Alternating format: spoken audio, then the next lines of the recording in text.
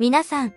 こんにちは。今日は非常に興味深い話題をお届けします。タイムマシンに乗って約2200年前の古代中国へと旅をしましょう。今日のテーマは古代中国の始皇帝と彼の兵馬俑の謎です。始皇帝は中国史上最も有名でありながら謎に包まれた人物の一人です。彼は中国を統一し、今日の中国の礎を築いたと言われています。そんな始皇帝の命によって作られたとされる兵馬俑は20世紀の最大の考古学的発見の一つとされ、今なお多くの謎を秘めています。この動画では始皇帝の生涯を振り返り、彼の統治下での中国の変化、そして彼が残した兵馬俑の謎に迫ります。古代の中国に思いを馳せながら、今日はこの不思議で魅力的な歴史の旅を一緒に楽しみましょう。それでは始皇帝の世界へと一緒に飛び込んでいきましょう。始皇帝とは彼の生涯。始皇帝、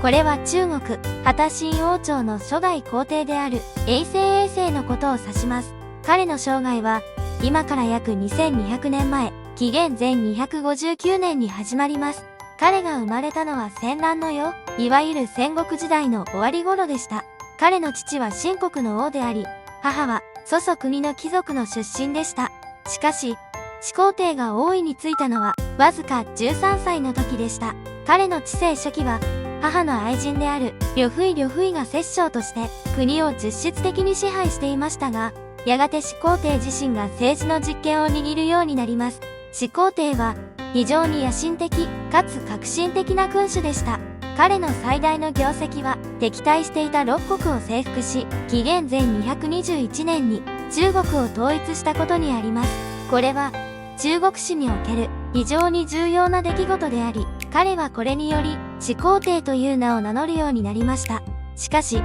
彼の統治手法は非常に厳格で、法家の思想に基づいていました。法律を厳しく施行し、反対意見を持つ者は容赦なく処罰されました。これにより、彼の時代は安定と秩序を保つ一方で多くの犠牲者を出しました。特に儒家の思想に基づく書物が噴出された事件は始皇帝の治世を象徴する出来事の一つとされています。このように彼の治世は賛否両論ありますが、彼の行った統一は後の中国の発展に大きな影響を与えました。また、彼の残したものとして最も有名なのが後に兵馬俑として発見される彼の陵墓です。彼は死後も自分の力を保ちたいという願いから巨大な陵墓を建造し、その中には数千もの兵馬俑が埋められました。これが後に世界を驚かせることになるわけですが、それについては次の部分で詳しくお話しします。兵馬俑の発見世界に衝撃を与えた瞬間。1974年、中国陝西省の農民たちが井戸を掘っている時に偶然にも驚くべき発見をしました。彼らは土中から大きな陶器の断片を発掘し、その後の調査によって、これが始皇帝の陵墓近くにある兵馬俑の一部であることが判明したのです。この兵馬俑は始皇帝の命によって作られたとされる生きているような表情をした陶製の兵士や馬の像です。兵馬俑は紀元前3世紀の作と推定されており、その発見は世界中に衝撃を与えました。当時としては想像もつかない規模の軍隊が地中深くに埋められていたのですから、その驚きも当然でしょう。考古学者たちはこの場所を徹底的に調査し、数千体もの兵馬俑が発見されました。これらの像は全てが異なる顔をしており、実際の兵士をモデルにして作られたと考えられています。さらに、馬や戦車、武器なども発見され、始皇帝の陵墓が単なる墓ではなく、彼の死後も続く帝国を象徴しているかのようでした。兵馬俑の発見は単に新たな遺物が見つかっただけではなく、始皇帝の時代についての私たちの理解を根本から変えるものでした。これにより、始皇帝の人としての側面や統治者としての思想、さらには彼の時代の技術水準についても多くの情報が明らかになりました。次に、これら兵馬俑の持つ謎と、その作りと象徴性についてもう少し詳しく見ていきましょう。兵馬俑の謎、その作りと象徴性。兵馬俑は単なる芸術作品ではありません。それぞれの像が持つ独特の作りと象徴性は、始皇帝と彼の時代について多くのことを教えてくれます。兵馬俑が持つ最大の謎の一つは、なぜこれほどまでに詳細かつ精巧に作られているのかという点です。これらの像はすべて異なる顔をしており、身長や髪型、服装、階級の違いまでが表現されています。これは各像が実在の兵士をモデルにして作られたことを意味していると考えられています。さらに、これらの像は本物の武器を持っており、これらの武器は当時のものとしては驚くほど高度な技術で作られていました。兵馬俑の作りのもう一つの特徴は、それぞれの像が特定の方向を向いていることです。これは始皇帝の領母を守るために配置された軍隊を象徴しており、始皇帝が死後も永遠に帝国を守るための軍隊を持ち続けたいという願いが込められていると考えられています。兵馬俑が持つ象徴性は、始皇帝の死後の世界に対する彼自身の信念や、死後の世界に対する古代中国の一般的な見解を反映していると言えるでしょう。始皇帝は中国史上最も影響力のある統治者の一人とされており、彼の墓地と兵馬俑は彼の死後も続く彼の力と影響力の象徴として作られたのかもしれません。兵馬俑の謎はまだまだ多く残されていますが、これらの像が持つ作りと象徴性は私たちに始皇帝と彼の時代の多くのことを教えてくれます。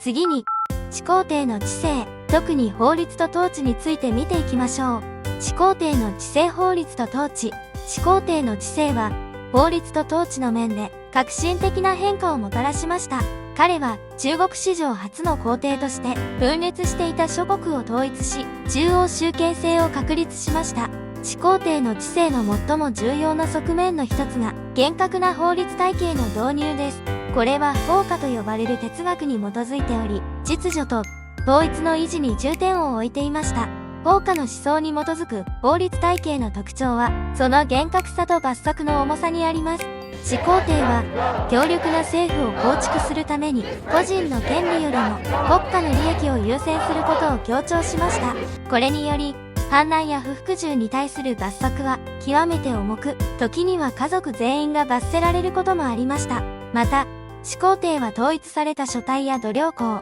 貨幣制度の導入により文化的及び経済的な統一を図りました。これにより商取引が容易になり、異なる地域間のコミュニケーションが向上しました。しかし、彼の統治はまた自由な思想や表現の厳しい抑圧も特徴であり、特に儒教の学者たちとの対立は有名です。始皇帝の治世は法律と統治の面で多くの革新をもたらしましたが、その方法は非常に独裁的で厳格であったため、多くの批判も受けています。しかし、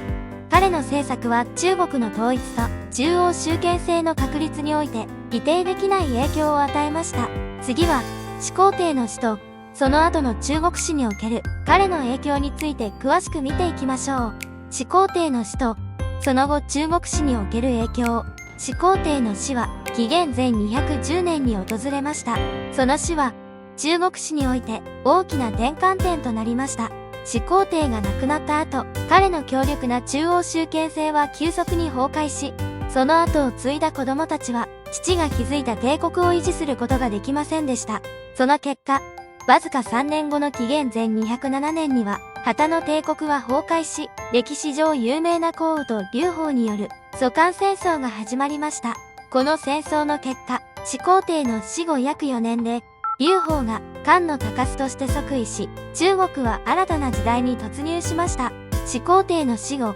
彼の独裁的な知性と厳格な法律体系に対する反動がありました。漢の高須は、始皇帝の法律体系を和らげ、儒教の教えを取り入れることで民衆の支持を得ました。この政策変更は中国の政治と文化に長期的な影響を与え、以後の王朝においても儒教が政治的な指針として重視されることになります。始皇帝の遺産としては、中国の統一と中央集権制の確立はもちろんのこと、彼の知性がもたらした文化的統一や技術的進歩も重要です。始皇帝は万里の長城の建設を進め、中国の防衛体制を強化しました。また、統一された度量衡や書体は、後の時代においても中国の統一を保つための基盤となりました。始皇帝の死は、中国史における一つの終わりと新たな始まりを意味していました。彼の死と、その後の出来事は、中国の政治体系と文化に長い影響を与え続けています。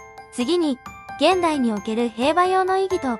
考古学と観光への影響について掘り下げていきます。現代における兵馬俑考古学と観光。現代において、兵馬俑は中国だけでなく、世界中にその名を知られる存在となりました。1974年に農民によって偶然発見されて以来、兵馬俑は考古学的な発見の面で大きな進歩を遂げてきました。この驚異的な出土品は古代中国の技術、芸術、文化に関する貴重な情報を提供してくれます。兵馬俑は始皇帝が死後も自分の力を保持し、彼の帝国を守りたいという願いを物語っています。それぞれの兵馬俑には異なる表情や服装、階級があり、当時の軍隊の階層制度や服装の様式について貴重な手がかりを提供しています。考古学的な観点から見ると、兵馬俑の発見は古代中国における手工芸技術や陶器製造技術の高さを証明するものです。これらの像は精巧に作られており、それぞれに個性があります。このことから、古代中国の職人たちの高い技術水準と想像力が伺えます。一方で、観光の面では、兵馬俑は中国を代表する観光地の一つとなっています。毎年数百万人の観光客が訪れる兵馬俑博物館は、中国の文化遺産を世界に紹介する重要な役割を果たしています。兵馬俑は、中国の豊かな歴史と文化を世界に広める架け橋となっており、国際的な文化交流に貢献しています。始皇帝の墓と兵馬俑の発掘は現在も続いており、新たな発見が将来的にもなされる可能性があります。これらの研究と発見は、私たちの古代中国に対する理解を深め、世界の歴史と文化遺産に対する敬意を新たにする機会を提供しています。最後に、始皇帝と兵馬俑の謎について今日の議論を締めくくります。終わりに、本日は中国史の中でも特に印象的な人物である始皇帝と彼に関連する驚異的な遺産である兵馬俑について深く掘り下げてまいりました。始皇帝の生涯から彼が残した法律、統治の方法、そして彼の死後、中国史に与えた影響に至るまで多岐にわたるテーマを考察してきました。また、兵馬俑の発見が世界に与えた衝撃、その謎に満ちた作りと象徴性、そして現代における兵馬俑の考古学的な価値と観光としての魅力についても触れてきました。始皇帝の野心的な知性と彼の死後の遺産は、今日まで人々の想像力をかきたて続けています。兵馬俑は単なる遺物以上のものです。それは一人の皇帝の死後も続く力と影響力の象徴であり、古代中国の技術と芸術の極致を示すものでもあります。このような発見は、私たちが自分たちの過去と、その過去が現在にどのように影響を与え続けているのかを考える機会を与えてくれます。始皇帝の生涯と兵馬俑の発掘は、中国だけでなく、世界の歴史においても非常に価値のある部分です。この話題を通じて、歴史の重要性と私たちが学ぶべき過去の教訓について再認識することができました。最後になりましたが、今日はこのテーマにご興味を持っていただき、誠にありがとうございました。歴史は私たちにとって過去の鏡であり、未来への道しるべです。始皇帝と兵馬俑の物語から私たちは多くを学び取ることができるでしょう。引き続き歴史の旅を楽しみ、その中から多くの教訓とインスピレーションを見つけていただければ幸いです。最後までご視聴ありがとうございます。今日の話題はここまでです。動画内容が良ければ高評価をお願いします。チャンネル登録をしていただけると嬉しいです。